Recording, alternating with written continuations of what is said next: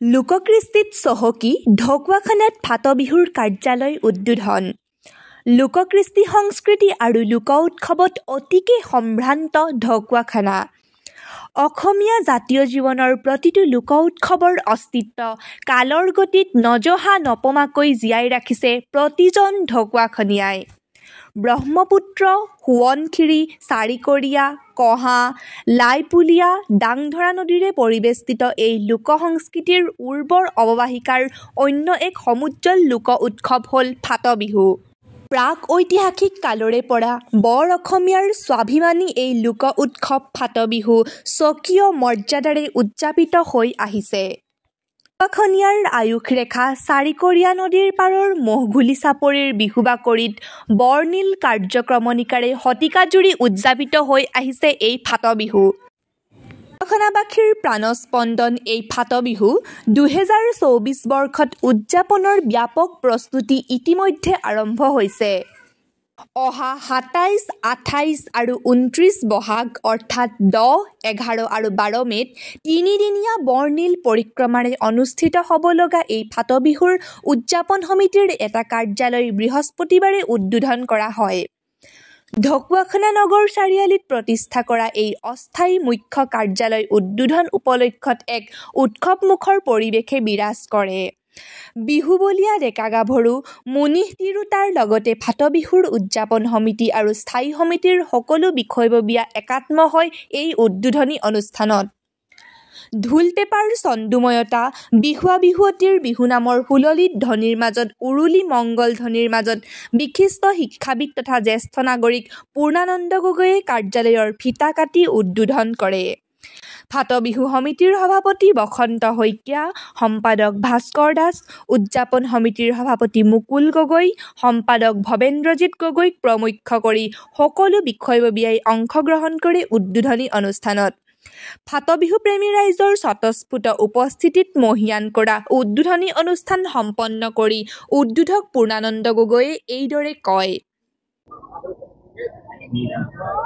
২০২৪ বৰ্ষৰ ফাট বিহু উদযাপনৰ কাৰণে অস্থায়ীভাৱে এই যিটো কাৰ্যালয় আজি আমি উদ্বোধন কৰিলোঁ, এই কাৰ্যালয়ৰ যোগেদি বাস্তৱিকতে আহোম ৰজাৰ দিনৰ পৰা পৰম্পৰাগতভাৱে চলি অহা এই ফাট বিহুৰ যি পুৰণি ঐতিহ্য আৰু পুৰণি যি নিজস্ব বৈশিষ্ট্য, এই গোটেইবোৰ যাতে সুপৰিকল্পিতভাৱে প্ৰতিফলিত কৰি আমি ঢকুৱাখানাবাসী মানুহক ইয়াৰ ওপৰত থকা যিটো বিভ্ৰান্তিকৰ দৃষ্টিভংগী সেইটো আঁতৰাই পেলাইও অসমৰ বিভিন্ন ঠাইলৈ আমি যাতে ইয়াৰ শুদ্ধ এটা বাৰ্তা লৈ যাব পাৰোঁ, সেই প্ৰচেষ্টাটো আমাৰ ইয়াতে চলি থাকিব। আৰু সেইটো ইতিমধ্যে আমি পৰম্পৰাগতভাৱে আগৰ যিবোৰ বিহু ফাট বিহু তাৰ জৰিয়তেও কৰা হৈছে। এতিয়া আমি যথেষ্ট সচেতনতাৰ সৈতে সেই কাৰ্যবোৰ সম্পন্ন কৰিবৰ কাৰণে সচেতন হ'ব লাগিব।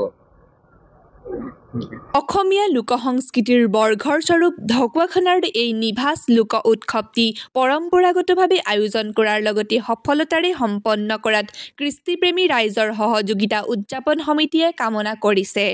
আধুনিকতাৰ পৰখ নপৰাকৈ স্বকীয় ৰূপত বৰ্তি থকা এই ফাট বিহু মহোৎসৱটি সাফল্যমণ্ডিত কৰাৰ বাবে আহ্বান জনালে এইদৰে।